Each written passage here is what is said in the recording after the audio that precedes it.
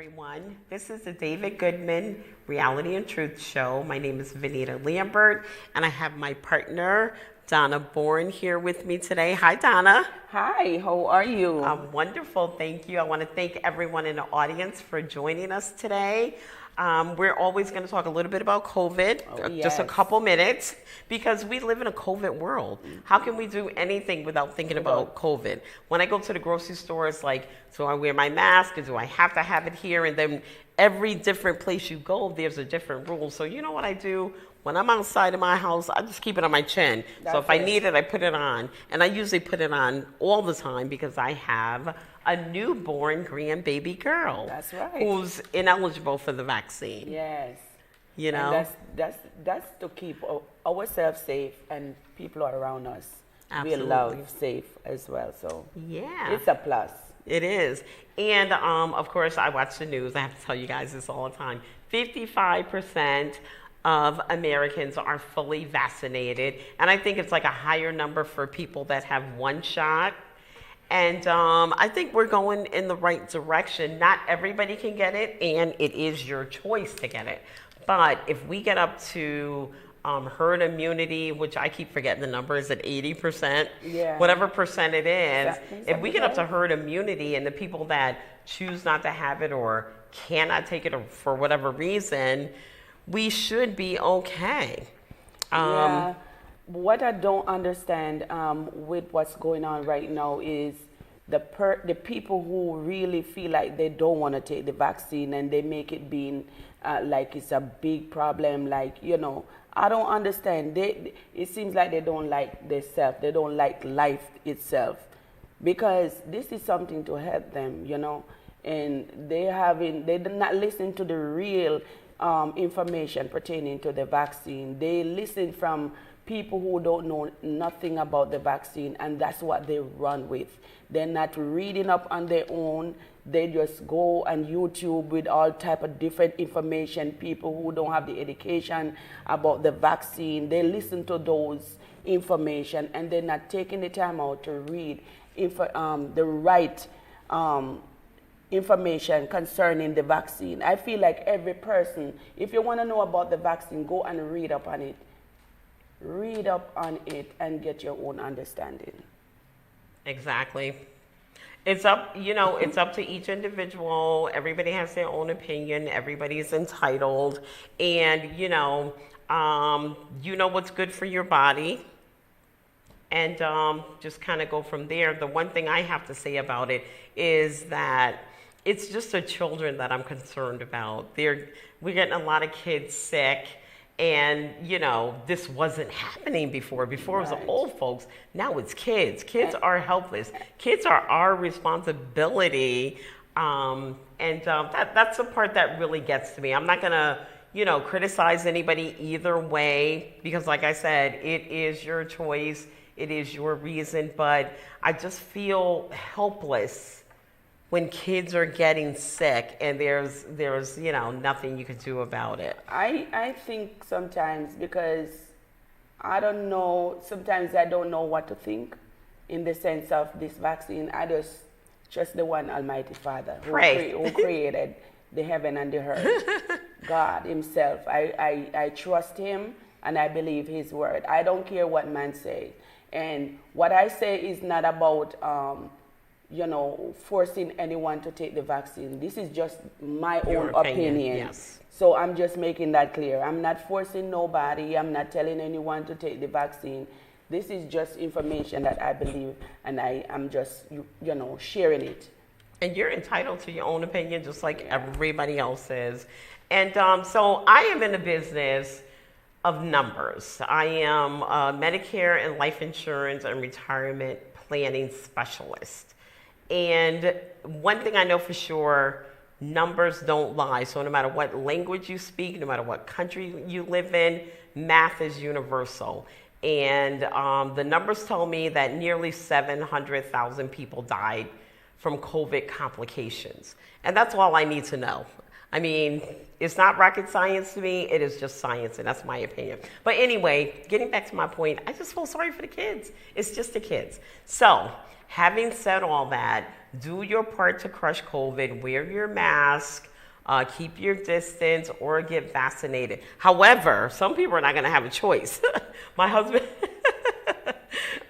so the people that are working for certain companies, like, the federal government and, whatever, it's being mandated now that the Pfizer vaccine is FDA approved. They have to take it. Like some companies, like, private entities, if you don't take the vaccine, you can lose your job, lose your pension, use your employee match just because of the vaccine. And I know, correct me if I'm wrong, but about a month ago, I heard that Yale mandated everybody had to have the vaccine with an exception, I think, for religion or, or medical reasons. And they had to prove that beyond a reasonable doubt that it was a religious thing. If they do not get the vaccine, then, they could be fired. And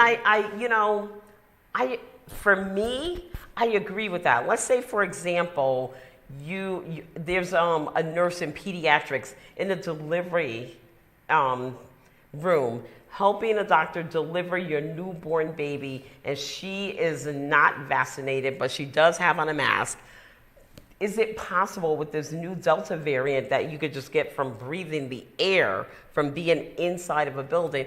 Is it possible for that newborn baby to catch coronavirus? And I think that's the concern that these hospitals are having. I heard another hospital, 42 people just quit their jobs. I honestly can't afford to quit my job, so I'll probably take the shot. But it's getting really, really to the point where it's being mandated because enough people just aren't vaccinated. And more kids are getting sick. I think the rules are getting so strict because of the kids. I personally, this is my opinion, I personally believe that they should not mandate this. It's a personal thing. If everyone have to stand on their own feet, on their own self, it's their body, they want to choose what they want to do. But I feel like but it's not just about them. It's a public health matter. If it's only about you and you stay to yourself, if you work in a hospital, it's not just about you.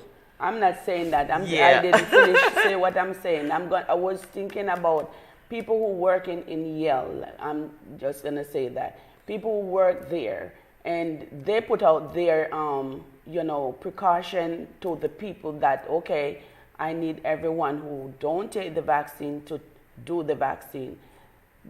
That's Yale choice. And if you don't obey by that rule, then therefore you're gonna either get fired or you go take the vaccine.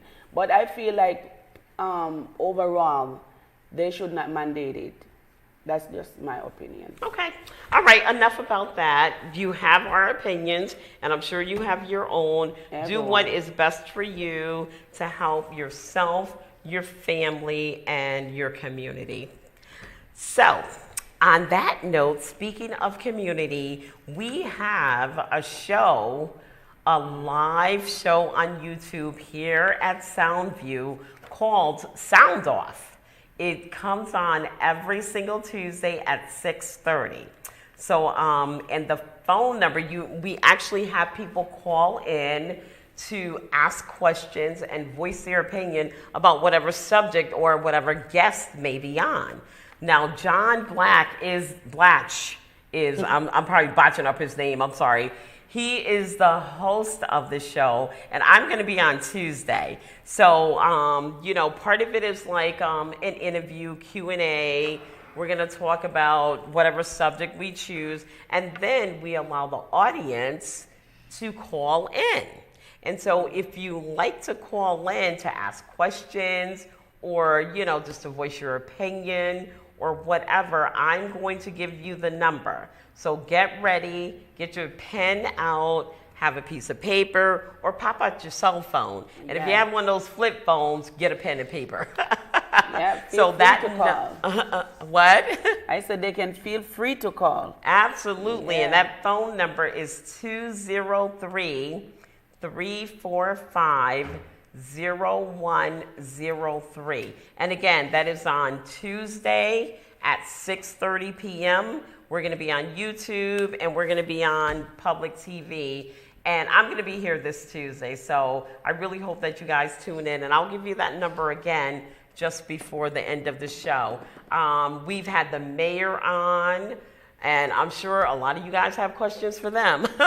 We have politicians on, lawyers, insurance agents, and just, a whole variety of folks that concern, that you might have questions about that concern the community, board members from the school board, and, just whatever. If you see somebody that's on, or even if we're talking about a subject and you have a question that's unrelated, or you like to see somebody on the show, just call in and let us know.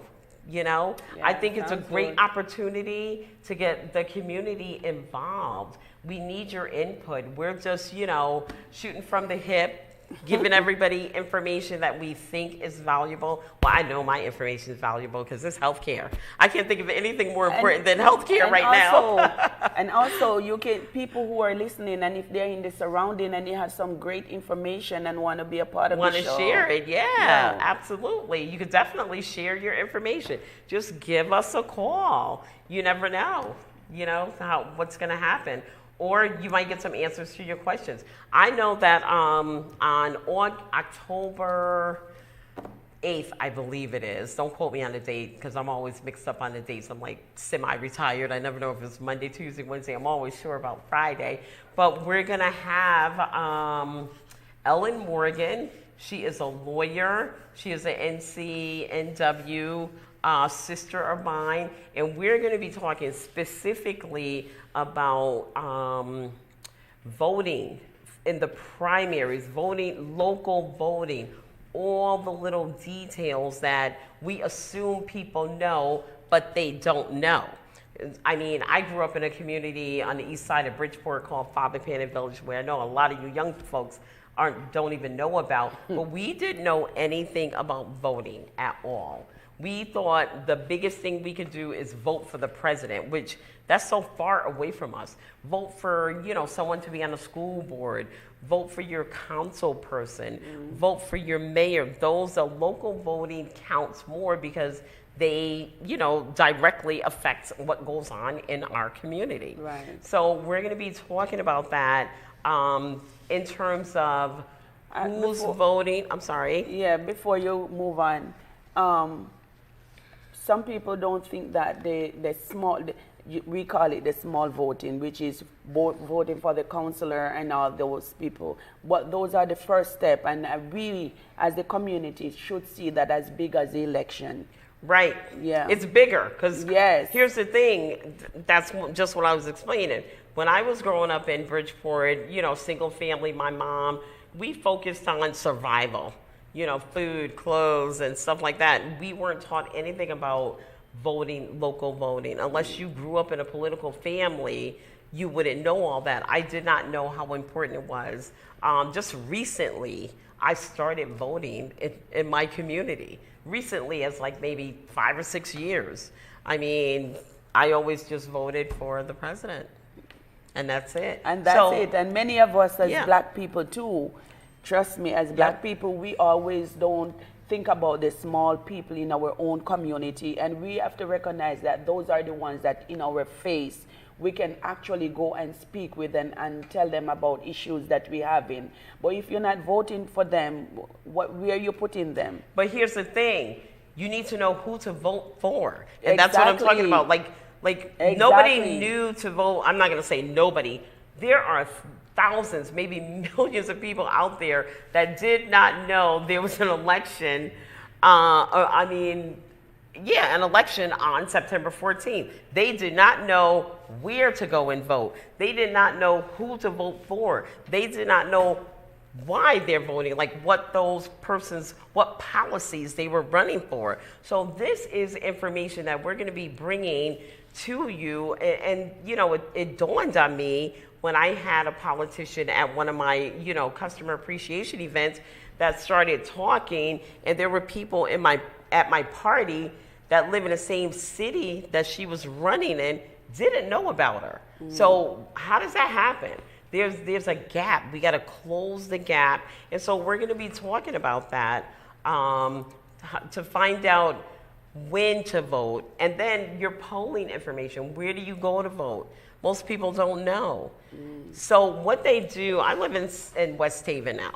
So what they do in West Haven, and the reason everybody knows when to vote and where to vote, and what they even tell you, vote row A for, Democrats or row B for Republican or whoever's running, they do mailings. Yeah. They mail these oversized postcards. It's bigger than this, Yes. with a big picture of whoever's running, if they're Republican or if they're Democrat, and they tell you the date to vote, September 14th, in big senior font size letters. Yes. You cannot miss it. Yes, and they tell you vote row A for, this one and that one and that one, and vote row B for that one. And then at least you know, if you're a Democrat or a Republican, where to go and vote, when to vote, and who you're voting for. And then once you get that information, you could just kind of go online and you could Google anything else, like, well, what policies are they running for? How do I know I want to vote for this person under row A? What policies are they running for? And, it's just so important to know that. And then another thing, to be on like the city school board, you don't have to be anybody special. I could do it.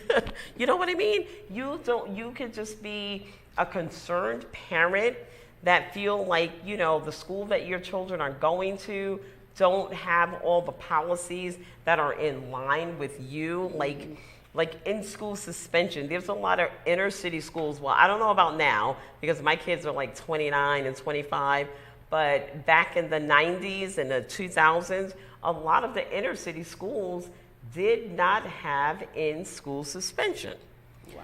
Which, if you're inner city, most likely, like me, single parent, one of them working, and you got multiple kids. So if there's no in-school suspension and you get suspended, then you're home all day. And either your parent or somebody have to take time off work, not get paid, or you're left home alone to veg out in front of a computer or a TV. And while all this is going on, your 12-year-old kid in school, they're learning algebra. Your 12-year-old kid is falling behind. And that's where the process starts. It usually starts in middle school. You keep getting suspended. So when my son was in middle school, yeah, he was a little mischief. Actually, he was bad. He's just a bad little boy. I had to whoop him all the time. Well, he did some very naughty things. Yeah. Well, I had two sons. One I whooped all the time, one I never punished. So you figure it out. Anyway.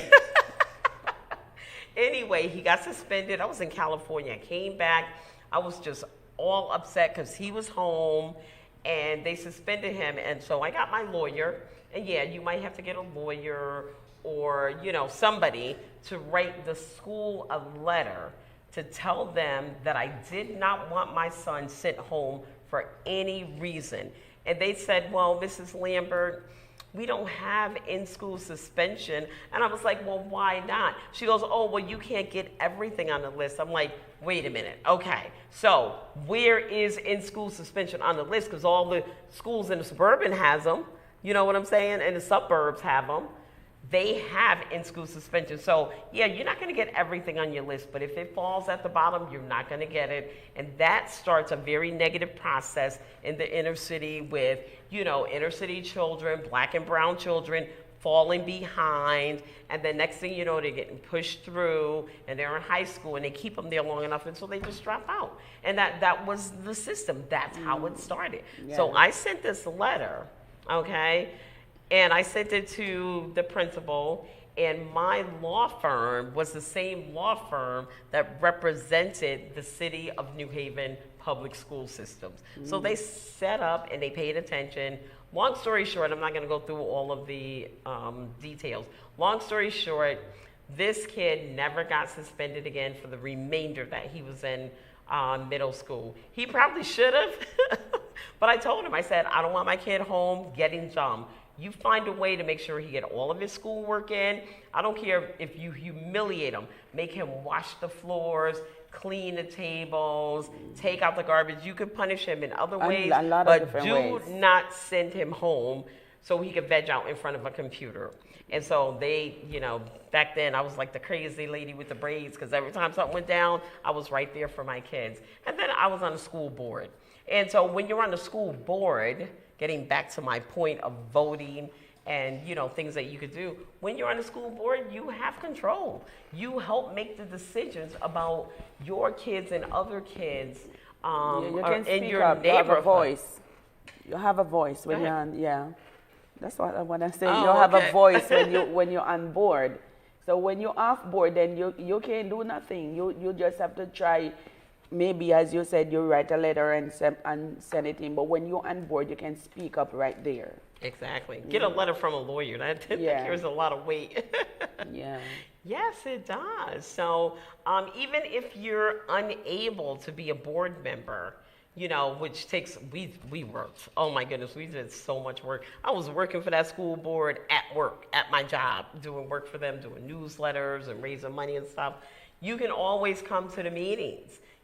Everybody can't make every meeting, but if parents in the community got together and, rotated, say, I'll go and I'll represent your family, your family, your family this month, and then you go next month, that makes a difference. Because if you don't show up at any meetings, then you don't make any decisions. They just decide for you what happens with your kids. Yes. And you know what? Everybody's like, oh, I got to work. I can't make the meetings, this, that, and the other. Well, guess what? I see you guys in the nail salon for like 2 hours waiting to get your nails done, okay?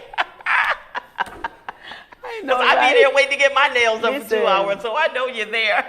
I was living in West Haven, and I have a friend who have a daughter going to the West Haven high school.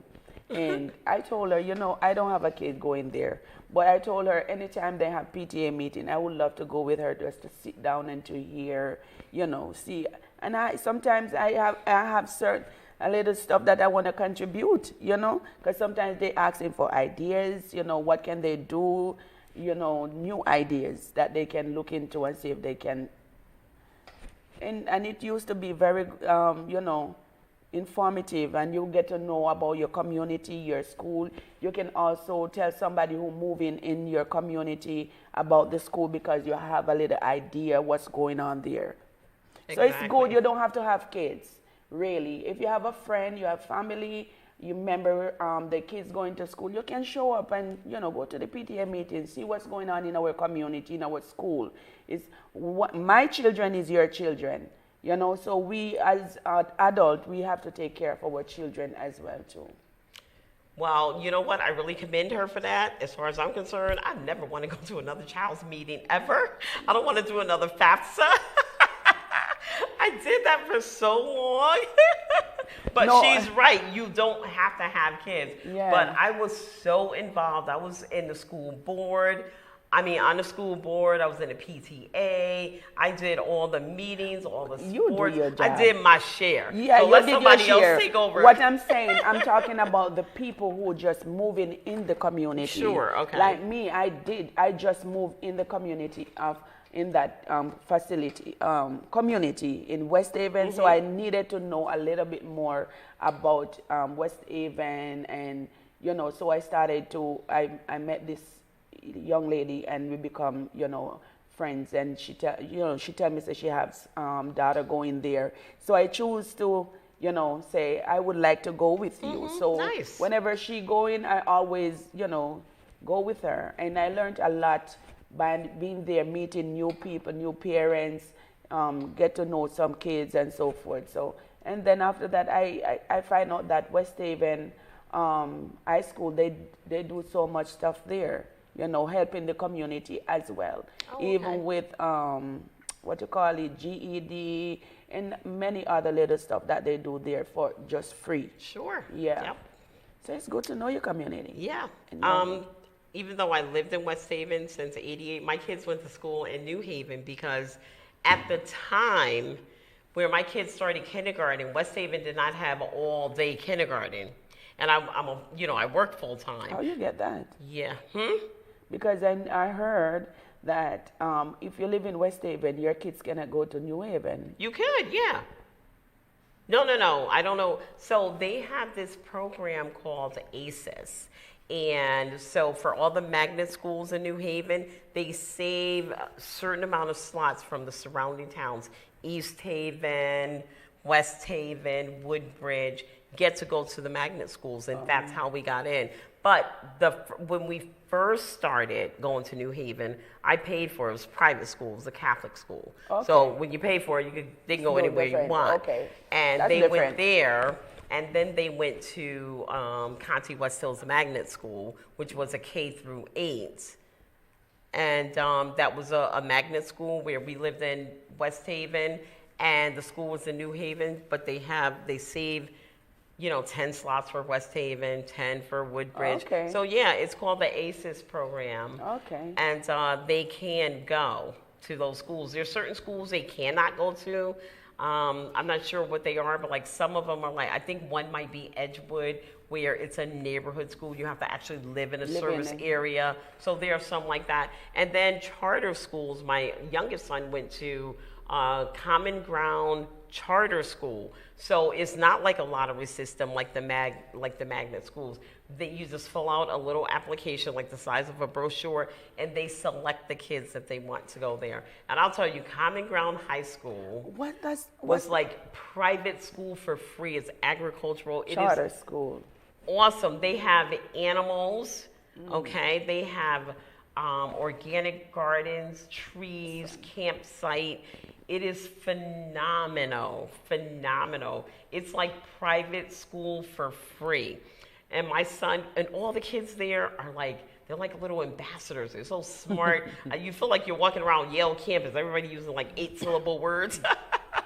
They're all so smart, and they love the teachers. The teachers came from all over, and they were kids. This school is in New Haven. Right in back of like where Blake Street is, that area. They had kids from Waterbury, New Haven, West Haven, all over Connecticut, but they did not have any bus service. So I had to drive my son there and pick him up every single day. But it was just an awesome school. So you could get involved in voting just to get on the school board. And you don't, like we said, you don't have to be anybody special for that. All they need to do is just get connected. That's it. Just get connected. And if you want to get connected, call 203-345-0103 on Tuesday evenings. The show starts at 6:30. We talk and have like an interview Q&A for 15 minutes, and then we open it up to the public to call. So again, that number is 203-345-0103. 6:30 p.m. on Tuesdays. Every single Tuesday, it's a live show. So Donna, any last words?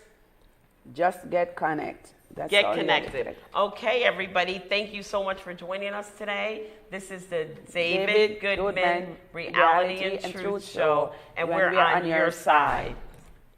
I'm